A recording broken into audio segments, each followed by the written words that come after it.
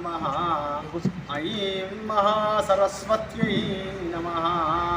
श्रीपादवल्लभा नरसिंहसरस्वती श्रीगुरुदत्तात्रेयाय नमः। सरस्वती नमस्तुभ्यं वरदे कामरूपिणी विद्यारंभं करिष्यामि सिद्धिर्भवतु मे सदा।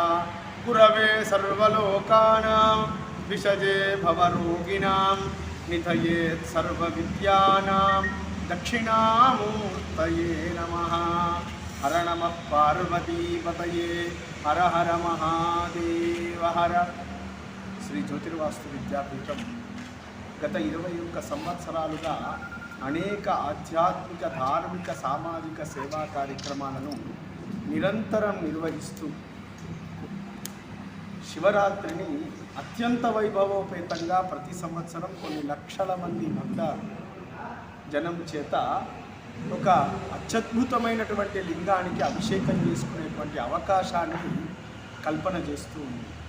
అందులో భాగంగా గత 3 సంవత్సరాల క్రితం పత్రలింగార్చనం అనేక ఓషధీ పత్రముల చేత రుద్రములో ఉన్నటువంటి ఓషధీనాం పతయే నమః, సమస్తమైనటువంటి ఓషధులకన్నింటికీ కూడా అధిపతి సర్వేశ్వరుడు. ఓషధుల చేత ఈశ్వరుణ్ణి నిర్మించి పూజిస్తే వాళ్ళకు ఆ తీర్థాన్ని తీసుకోవడము ద్వారా పరిపూర్ణమైనటువంటి ఆరోగ్యం కలుగుతుంది అని లింగ పురాణం యొక్క వచనం. లింగ పురాణంలో 73వ అధ్యాయం నందు రకరకాల లింగాలను పూజించడం ద్వారా వచ్చే ఫలితాన్నంతా కూడా తెలపడం జరిగింది. అట్లా కొన్ని లక్షల మంది చేత పత్రలింగార్చనను అతి వైభవంగా నిర్వహణ చేసింది శ్రీ జ్యోతిర్వాస్తు విద్యాపీఠం. ఆ తర్వాత సంవత్సరం 2023లో సైకతలింగాన్ని, మన భారతదేశంలో 2 మాత్రమే సైకతలింగ క్షేత్రములు ఉన్నాయి. ఒకటి కంచి, ఇంకొకటి రామేశ్వరం. ప్రతి భక్తునికి కూడా సైకతలింగానికి అభిషేకం చేసుకునేటువంటి అవకాశాన్ని విద్యాపీఠం ప్రప్రథమంగా కలిగించి ఉంది. కంచిలో కానీ రామేశ్వరంలో కానీ మనం సైకతేశ్వరుని అభిషేకం చేసుకోలేము. అక్కడ ఉన్నటువంటి నియమం ప్రకారంగా లోపలికి పంపించడం జరిగింది.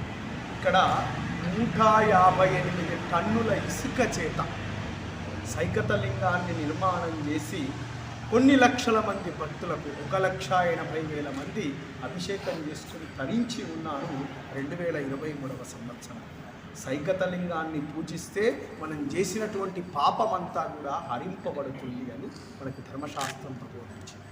ఇక గత సంవత్సరం 2024 భస్మలింగార్చనను అతి వైభవంగా నిర్వహణ చేసింది శ్రీ జ్యోతిర్వాస్తు విద్యాపీఠం.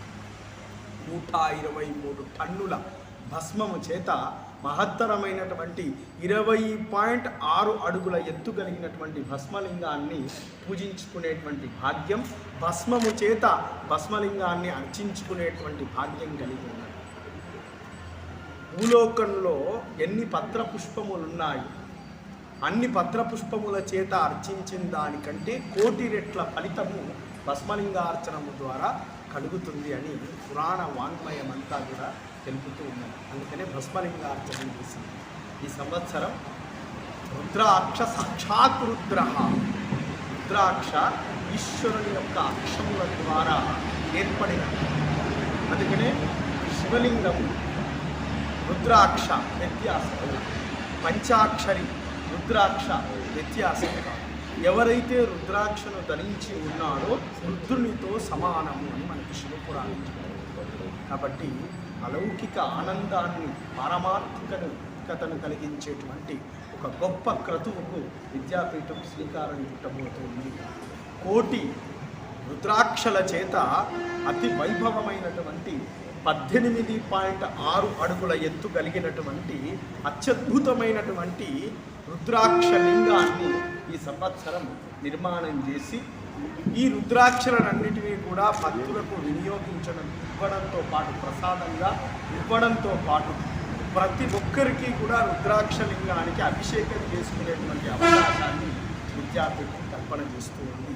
ఈ మహాశివరాత్రి ఫిబ్రవరి 26 సందర్భంగా ఇక విద్యాపీఠం ఇక్కడి నుంచి బయలుదేరి విద్యాపీఠ సభ్యులంతా కలిసి మనకు రుద్రాక్షలు సుమారు ఒక భారతదేశంలో ఒక 5 ప్రాంతాలలో లభించడం జరుగుతుంది.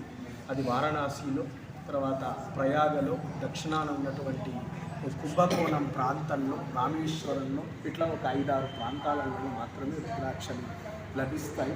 ఆ రుద్రాక్షలు కూడా ఏకముఖి నుండి 21 ముఖాల పర్యంతం ఉంటాయి.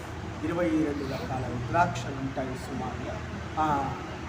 వీటన్నింటినీ కూడా అధ్యయనం చేసి చక్కనైనటువంటి రుద్రాక్షల చేత ఈశ్వరుని నిర్మాణం చేయాలని సంకల్పం చేసి విద్యాపీఠ సభ్యుల చేత గత 12 రోజుల క్రితం ప్రయత్నంగా ఇక్కడి నుంచి బయలుదేరి వెళ్ళి అనేక ప్రాంతాలు, బృందావనం, తర్వాత మధుర, అక్కడి నుంచి వారణాసి, అక్కడి నుంచి రుద్రాక్ష ఉత్పత్తి ప్రధానంగా జరుగుతున్నటువంటి కేంద్రం నేపాల్లో ఉన్నటువంటి మురంగి అనేటువంటి గ్రామం.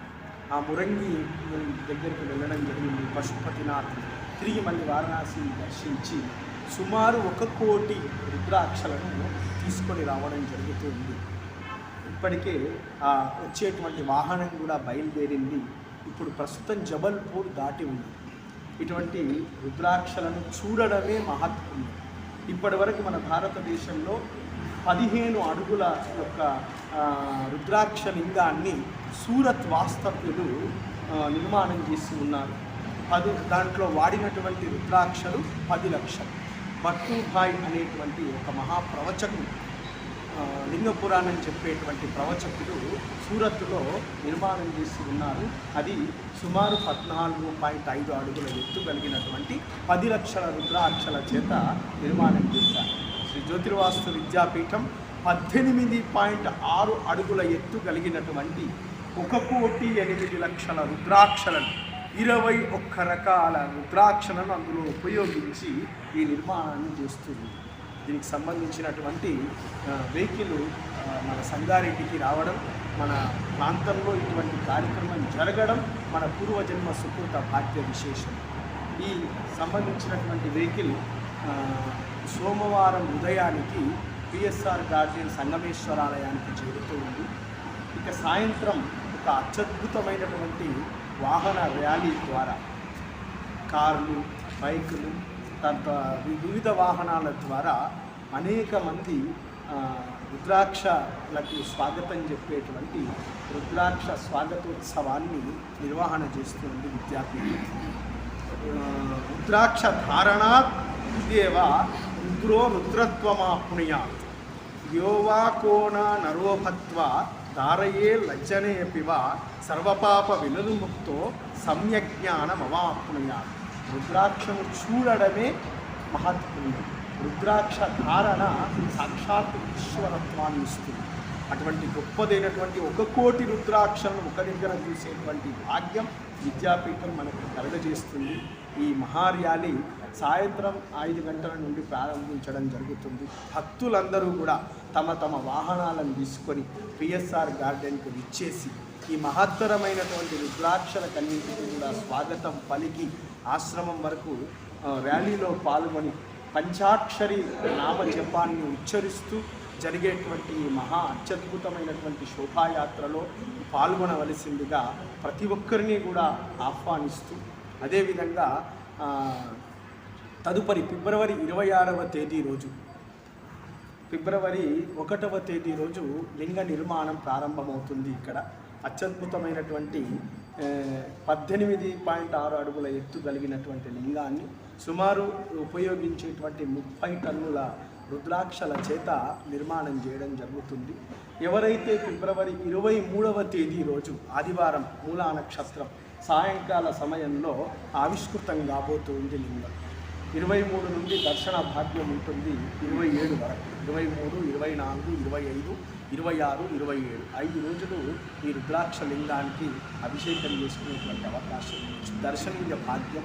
శివరాత్రి నాడు ఎంతమంది ఇక్కడికి విచ్చేస్తారో అంతమంది రుద్రాక్ష, ఈ మహారుద్రాక్ష లింగానికి, కోటి రుద్రాక్ష లింగానికి అభిషేకం చేసేటువంటి అవకాశాన్ని విద్యాపీఠం భక్తజనులకు అందరికీ కూడా కల్పన చేస్తుంది.